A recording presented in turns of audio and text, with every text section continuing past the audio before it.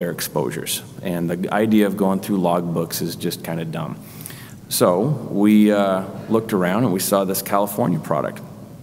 And it has some costs associated with it. You have to buy a membership, and it's fairly limited in what it is that you're able to do with it. You can't upload, you can't include your physical information, you can't do injuries, you can't do illnesses, et cetera, et cetera. Also doesn't allow us to do anything with the data.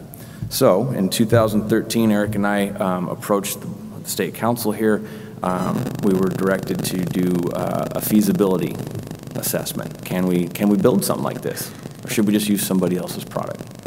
We reported back on that this time last year to this group and said, yeah, we can do this and we can do it better. At convention last summer, resolution was passed saying, okay, go build it.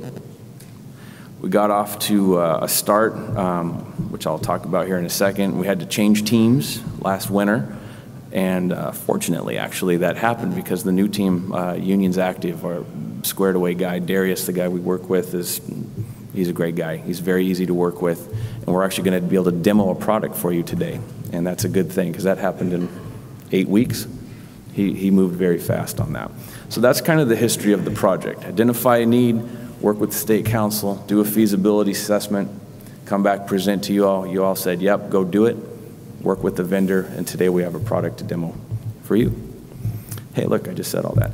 So why would you use this? Hopefully we've compelled you on why you would use this. When would you use this? You'd use it after you go on a fire, or you go to a medical call where you've had an exposure, you've had an injury, et cetera, et cetera.